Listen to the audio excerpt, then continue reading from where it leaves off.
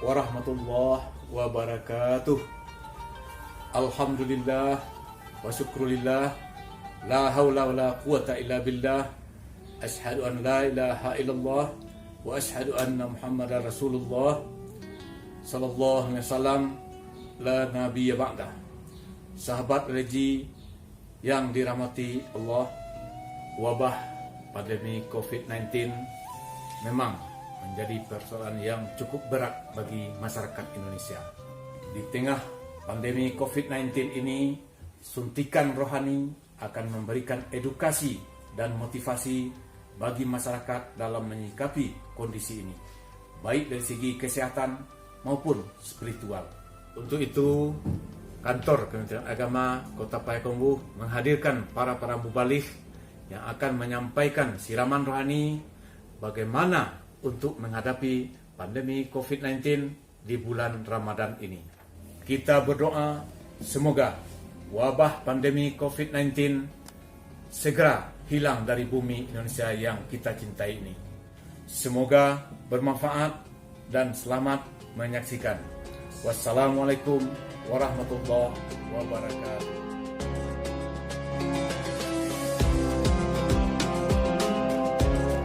Assalamualaikum warahmatullahi wabarakatuh. Bismillahirrahmanirrahim. Alhamdulillahi rabbil alamin. Wa bihi nasta'inu ala umuri dunya waddin. Asyhadu an la ilaha illallah wahdahu la syarikalah. Wa asyhadu anna Muhammadan abduhu wa rasuluh. Allahumma salli wa sallim wa barik ala sayyidina wa maulana Muhammad wa ala alihi wa sahbihi wa man tabi'ahum bi ihsanin ila yaumiddin. Yauma la yanfa'ul mal wal banun illa man atallah biqalbin salim. Kaum muslimin dan kaum muslimat yang berbahagia, salah satu dari rahasia kita mengucapkan dua kalimat syahadat itu adalah at-ta'ah wal inqiyad. Artinya taat dan menyerah. Sebagai seorang mukmin, kita diperintah oleh Allah Subhanahu wa taala untuk taat. Sebagaimana dalam surat An-Nisa ayat 59, ya ayyuhalladzina amanu athi'ullaha wa athi'ur rasul wa ulil amri minkum. Yang artinya, hai orang-orang yang beriman, taatlah kepada Allah dan taatlah kepada Rasul dan taat kepada ulil amri, orang yang mengurus kepentingan kamu. Taat kepada Allah adalah dengan cara taat kepada hukum-hukum yang ada dalam Al-Quran. Taat kepada Rasul, taat kepada sunnah Rasul. Taat kepada ulil amri, yaitu mengikuti segala perintah ulil amri. Selagi ulil amri itu memerintahkan untuk kemaslahatan, untuk kebaikan, dan untuk kesejahteraan umat. Ulil amri ini bukanlah hanya satu macam. Setiap persoalan ada ulil amrinya. Kalau kita lihat sekarang, ulil amri dalam menanggulangi penyebaran virus corona itu ulil amrinya adalah orang-orang kesehatan. Para dokter, orang yang ahli dalam bidangnya. Dan kalau masalah agama, ulil amrinya adalah ulama. Kalau dalam masalah pertukangan, ulil amrinya itu adalah ahli pertukangan. Boleh juga tidak insinyur tapi ahli membuat barang-barang mobiler. Nah, makanya sekarang yang kita perlukan taat kepada Allah. Allah Subhanahu wa taala dalam Al-Quran banyak sekali memerintahkan kepada kita agar kita selalu menjaga kesehatan. Sebagai contoh, wala tulqu bi aidikum ila tahlukah. Jangan kamu jamahkan tanganmu kepada kebinasaan. Sekarang sudah jelas, virus corona ini membinasakan, mematikan.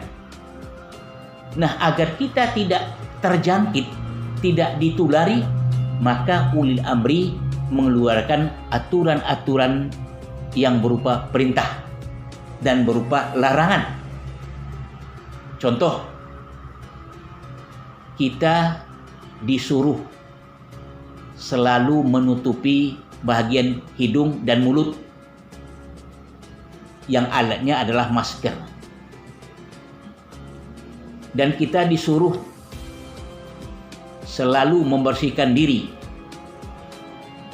Dan kita dilarang untuk berkerumun agar mata rantai COVID-19 segera kita putus.